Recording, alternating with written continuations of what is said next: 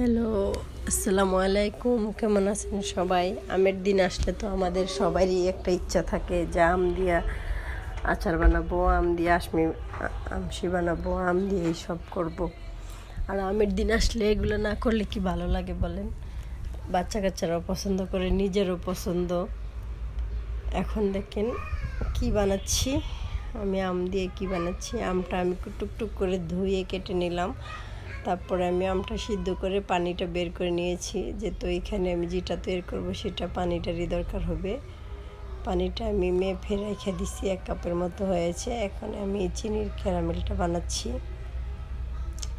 আসলে কাজ জানা থাকলে সব কিছুই করা যায়। এই যে দেখেন 1 কাপের মতো পানি বের হয়েছে আমের, সেই পানিটা আমি নিয়েছি, ক্যারামেলটার সাথে দিয়ে দিচ্ছি এখন পানিটা। যেহেতু এই বাচ্চা কাচ্চা পছন্দ করে এটা, সেই জন্য এটা করে রেখে দিতে হয়। আর আমের দিন আসছে, এখন তো অ্যাভেলেবেল আম পাওয়া যায়।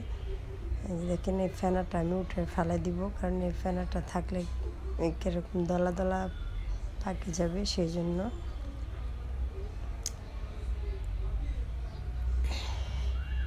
কাজ জানা থাকলে করা যায়, আর না জানলেও এখনের যে যুগ বের হয়েছে সব কিছুই দেখে শেখা যায়। এই যে দেখেন কি সুন্দর কালারটা এসে গেছে। আমি তো কিন্তু এনে কোনো ফুড কালার ইউজ করি নাই।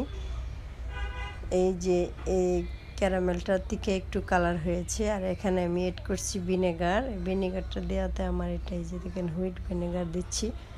আপনারা যদি না দিতে চান ভিনেগারটা, তো আপনারা এই যে দেখেন কত সুন্দর কালার হয়েছে। যখন বুঝবেন, এরকম করে দেখবেন হাতে রুশির মতো হচ্ছে, তখন বুঝবেন এটা পারফেক্ট হয়েছে। এই যে দেখেন এটা ছেঁকেও রাখতে পারেন, যদি মনে হয় আপনার কাছে ছেঁকে রাখবেন, ছেঁকেও রাখতে পারেন। দেখেন আমি বয়ামের ভিতরে ভরে রাখছি। যে এটা কী তৈরি হয়েছে বুঝতেই তো পারতেছেন কী বানাচ্ছি এটা। আর যে আমের অংশটা রয়ে গেছিলো, সেই অংশটাও ফেলে দিব না আমি, যেহেতু আমি পানি দিয়ে এটা তৈরি করছি। যেহেতু এখন আমের অংশটা একটা কাজে লাগাচ্ছি। দেখেন কোনোটাই ফালাই দেওয়া নয়, কাজ জানা থাকলে সবটাই করা যায়। দেখেন একটু আমি আচারের মশলার ফাঁকি দিয়ে দিলাম, আবার একটু মরিচের ফাঁকি দিয়ে দিলাম, একটু লবণ দিয়ে দিচ্ছি একটু চিনি এড করছি এখানে স্বাদ মতো। এখন সব একসাথে আমি, এই যে দেখেন একসাথে এটা আমি সব একসাথে মিক্স করে এটা আমি কি করব দেখেন, কোনোটাই ফালাই দেওয়া নয়, সবই কাজে লাগে। একটু হলুদের গুঁড়ো দিচ্ছি, যেহেতু এটা কালার হবে সেই জন্য।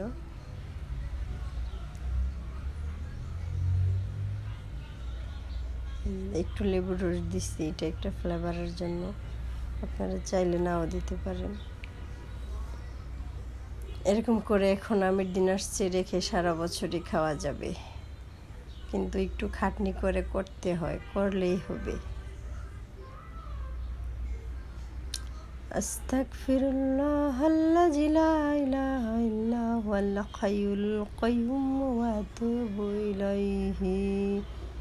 এই দোয়াটা যে অনেক ফজিলত, এই দোয়াটা আপনারা সবসময় পড়বেন। এটা হচ্ছে গুনাহ মাফের দোয়া, তওবা। সেই জন্য এই তওবাটা করবেন। এই তওবাটা অনেক ফজিলত আছে, যেমন আস্তাগফিরুল্লাহ তওবা, আর এটা হচ্ছে আস্তাগফিরুল্লাহাল্লাযী লা ইলাহা ইল্লা হুয়াল হাইয়ুল কাইয়্যুম ওয়া আতুবু ইলাইহি। অনেক ফজিলত। এই যে ট্রেটার মধ্যে আমি একটু তেল ভরে দিয়ে দিচ্ছি, এটা হয়েছে।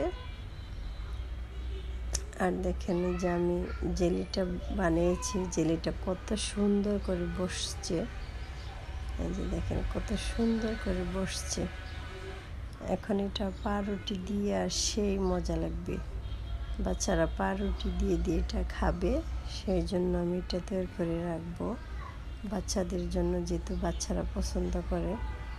আর এটা আমার হয়ে গেছে, দেখেন এটাকে আমি সাইজ করে কেটে নেব।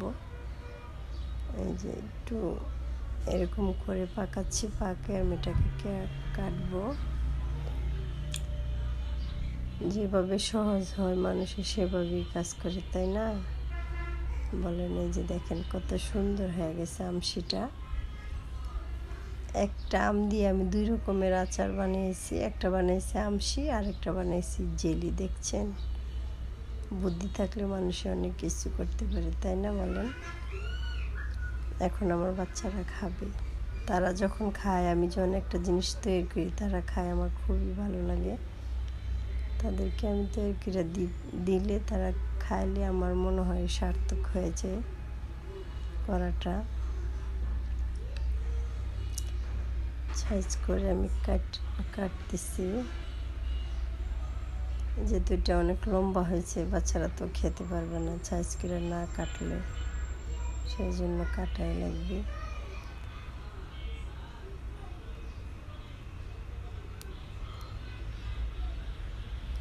দেখেন কি সুন্দর হয়ে গেছে, তাই না বলেন?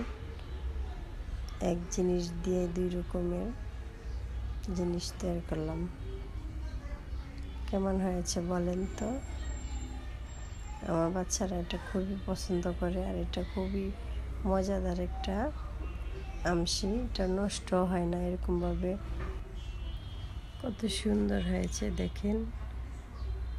তারা এটা পাউরুটি দিয়ে খাবে, অনেক সুন্দর, দেখতেও ভালো দেখা যায়, খেতেও মজা। কেমন হয়েছে আমার আমশি আর জেলিটা অবশ্যই কমেন্টে জানাবেন। তো সবাই ভালো থাকেন, আল্লাহ হাফেজ।